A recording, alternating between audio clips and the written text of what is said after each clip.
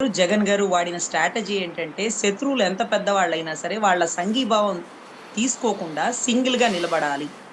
సింగిల్‌గా నిలబడాలి. ఇబ్బందులొచ్చినా ఎదుర్కోవాలి. ఇబ్బందులొచ్చినా ఎదుర్కోవాలి. అనే ఒక నినాదంతో వెళ్ళిన వాళ్ళు ఈవెన్ దో జయలలిత గారు కూడా సింగిల్‌గానే గదా సార్! జయలలిత గారు కానీ, యెస్. లేకపోతే ఇటు ఎన్టీ రామారావు గారు గాని, విజయ్ గాని, జగన్ గారు గాని, whatever it may be Vijay గారు గాని. సో, ఇటువంటి పరిస్థితుల్లో ఎన్టీ రామారావు గారు పార్టీ పెట్టినప్పుడు అంత గొప్ప కాంగ్రెస్‌ని అంటే ఢీ కొట్టారు. కరెక్ట్. కానీ ఎక్కడ కూడా వాళ్ళతో, వీళ్ళతో ఇవంతా కూడా కమిట్మెంట్స్ లేవు సార్. కానీ ఎప్పుడైతే ఎన్టీ రామారావు గారు చనిపోయారో, లేకపోతే ఆయన్ని పార్టీ నుంచి పక్కన పెట్టేసినారో, అదే కాంగ్రెస్‌తో వీళ్ళు సపోర్ట్‌గా వెళ్ళడం, ఒక ట్రిప్ బీజేపీతో వెళ్ళడం, ఒక ట్రిప్ అలా వెళ్ళడం, ఇలా వెళ్ళడం, అలా, అలా ఇలా అని ఏదైతే ఎన్టీ రామారావు గారి సిద్ధాంతాలన్నీ తుంగలో దొక్కి, ఈయన సొంత సిద్ధాంతాలు ఇంప్లిమెంట్ చేశారు. దానివల్ల ఇతని గెలుపుకు అవసరమైతే ఒక వ్యక్తిని వాడుకుంటారు. గెలిపించిన తర్వాత ఆ వ్యక్తిని పక్కన పడేస్తారు. అది సెంట్రల్‌లో బీజేపీని రాళ్ళేసి కొట్టించడం, లేకపోతే పవన్ గారి సపోర్ట్ తీసుకోవడం, మళ్ళీ అదే పవన్ గారిని బయటికి పంపించి నెత్తిన రూపాయి పెడితే పావలా కూడా చెల్లడు. మా అంత చదువుందా? అసలు ఏముంది అతనికి? అని ఒక వ్యంగ్యపరచడం, తన కుటుంబాన్ని రోడ్డుకి లాగడం, ఇవన్నీ ఈక్వేషన్స్ చూసాం. ఈరోజు విజయ్ గారు వాడిన స్ట్రాటజీ, ఎన్టీ రామారావు గారు వాడిన స్ట్రాటజీ ఏదైతే ఉందో, అదే మాదిరిగా జగన్ గారు వాడినటువంటి స్ట్రాటజీ. ఎన్టీ రామారావు గారు ఉన్నప్పుడు శత్రువు ఒక కాంగ్రెసే ఉండేది. కానీ ఎప్పుడైతే జగన్ గారి టైంలో శత్రువులు అంటే వివిధ పార్టీల వారు.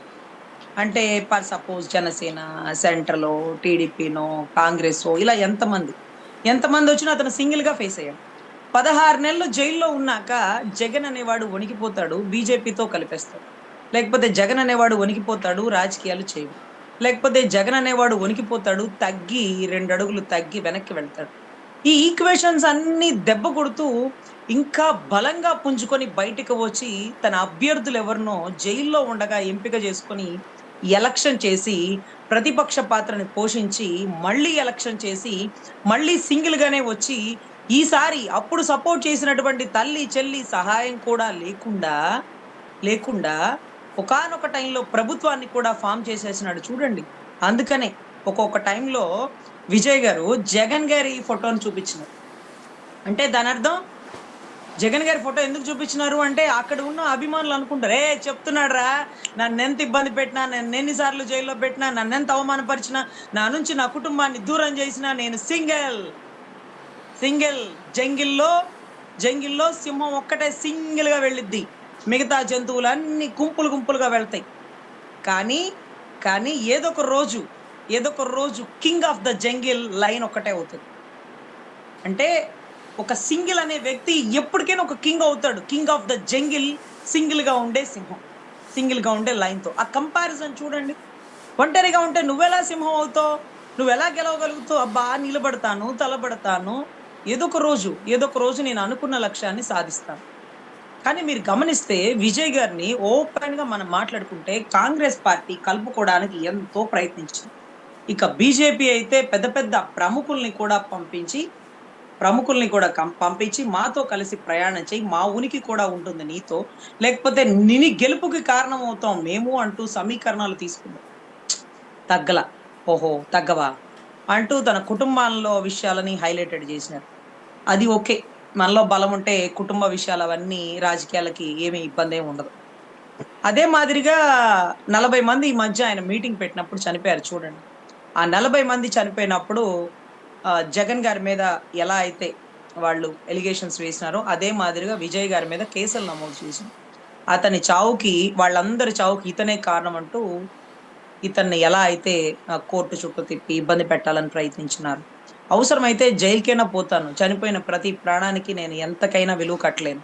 వాళ్ళందరూ నా అభిమానులు అంటూ బాధపడ్డాడు. ఎప్పుడైనా గుర్తుపెట్టుకోండి సార్. ఒక వ్యక్తిని ఎవరైతే ఎక్కువ బాధ పెడతారో, ఆ బాధపడుతున్న వ్యక్తి మీద ప్రజలకి సానుభూతి కలుగుతుంది. అది ఎవరైనా గాని. నువ్వు అలాంటి వాడివి, జగన్ నువ్వు ఇలాంటి వాడివి అన్నప్పుడు, నీ పక్కన ఉండే శత్రువు కూడా సానుభూతి వచ్చేస్తుంది. అబ్బా! పొద్దుగూకులు ఎందుకు అయిపోయిందే తవ్వుతారు. తల్లి, చెల్లి ఏ కుటుంబాల్లో ఉండవు గొడవలు. ఇంక అది తప్ప ఏమీ లేదు అతని దగ్గర అని స్వయాన, స్వయాన ప్రభుత్వంలో ఉన్నటువంటి కొంతమంది కీలకమైన నాయకులే జగన్ గారి గురించి మాట్లాడుకుంటున్న సందర్భాలు. ఓపెన్‌గా అసెంబ్లీ సాక్షిగా, ప్రజల సాక్షిగా, ప్రజా ప్రతినిధుల సాక్షిగా. ఎందుకే పొద్దుగూకులు తల్లి, చెల్లి గొడవలు. ఈ గాక ఇవి లేవా? అనే పరిస్థితికి వచ్చేసినారు. నువ్వు అవతల వ్యక్తిని ఇబ్బంది పెడుతున్నావు అనుకుంటే అవతల వ్యక్తి ఏముంటున్నాడు? నేను రాజకీయం చేయాలనుకుంటే ఎన్ని విషయాలు చేయగలను చంద్రబాబు గారు?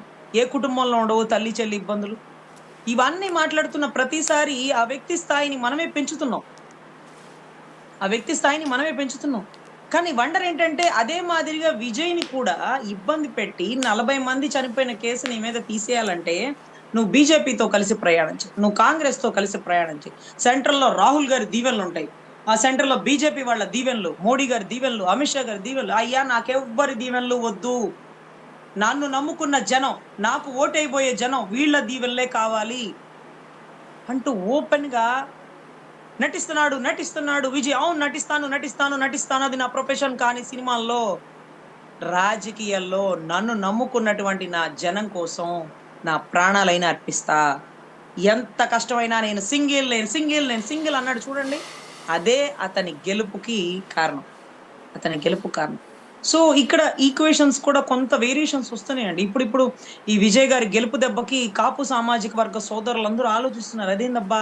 మనం గూడా అట్టే సింగిల్‌గా ఎళ్లి కొట్టేసి ఉండేవాళ్ళమే. ఈసారి కాకపోతే ఇంకోసారి కొట్టుండేవాళ్ళమే. ఎందుకు పొద్దుగూకులు ఈ సపోర్ట్ ఎందుకివ్వాలి? ఈ సపోర్ట్ ఎందుకు వెనక్కి తీసుకోవాలి? ఒకటి ఆలోచిద్దాం సార్. ప్రజారాజ్యం పార్టీ చిరంజీవి గారు ఇలాగే కాంగ్రెస్‌ని, తెలుగుదేశాన్ని ఢీకొట్టు విజయ్ లాగే ముందుకు వచ్చినారు. అతను సీఎం అయ్యాడు. ఇతను సీఎం అవ్వలేదు కానీ అంతే పోరాటంతో, అంతే ధైర్యంతో కుంభస్థలాలను ఢీకొడుతూ బీసీలకి 100 మంది టికెట్లిచ్చి గొప్పగా ఒక ప్రజారాజ్యం పార్టీని స్థాపించారు. ప్రజల రాజ్యం ఇది అంటూ. కానీ ఆ పార్టీ మీద బురద జల్లడానికి టికెట్లు అమ్ముకున్నాడు, సీట్లు అమ్ముకున్నాడు. అతని కుటుంబంలో బిడ్డలు ఇట్లున్నారు, అతను అట్లున్నాడు, అతని తమ్ముడిలా అతని కుటుంబాన్ని మొత్తం రోడ్డుకు లాగేసి, అతని మీద రాళ్ళేపిచ్చి, కోడిగుడ్లేపిచ్చి, టమాటాలేపిచ్చి ప్రజల్లో వ్యతిరేకత తెప్పించాలని ప్రయత్నం చేసి ఎంత అవమానపరిచిన వ్యక్తి ఎవరు సార్? ఎవరు సార్? అసలు మాకర్థం కాలేదు, మాకెలగలేదు కానీ 2014లో మేము దగ్గరుండి గెలిపించుకున్న వ్యక్తి ఎవరో తెలుసా సార్? ఏదైతే కష్టపడి మేము స్థాపించుకున్నటువంటి కాపు సామాజిక వర్గం నిలబడి బీసీలకి ప్రయారిటీ ఇస్తూ స్థాపించుకున్నటువంటి ప్రజారాజ్యం పార్టీని తుంగలో తొక్కినోడిని 2014లో మేము దగ్గరుండి గెలిపించుకున్నామంటే, ఒక తమ్ముడు ఒక అన్నకిచ్చేటటువంటి విలువ ఇదేనా? అప్పుడు మాకర్థం కాలేదు సార్. ఇప్పటికి మాకర్థం కావట్లేదు సార్. 2015లో ముద్రగడ పద్మనాభం గారికి సంఘీభావం తెలపడానికి వెళ్తున్నటువంటి చిరంజీవి గారిని ఎయిర్‌పోర్ట్‌లో అరెస్ట్ చేసింది ఎవరు సార్? నిర్బంధించింది ఎవరు సార్? నానా మాటలు మాట్లాడింది ఎవరు సార్? చంద్రబాబు గారు. ఆ చంద్రబాబు గారి మీద పవన్ కళ్యాణ్ గారికి కోపం లేదు. తర్వాత ఆ ప్రజారాజ్యం కుప్పకూలిపోవడానికి, తన అన్న అవమానపడ్డానికి, తన అన్న 10 అడుగులు వెనక్కేయడానికి, తన అన్న ఆ పార్టీని కాంగ్రెస్‌లో విలీనం చేయడానికి కారణమైనటువంటి వ్యక్తులని, దానికి కారణమైనటువంటి ప్రోత్సహించినటువంటి పచ్చ మీడియాని ఈ రోజుకి పెంచి పోషిస్తూ, సపోర్ట్ చేస్తూ 2014లో మనమెందుకు గెలిపించాం?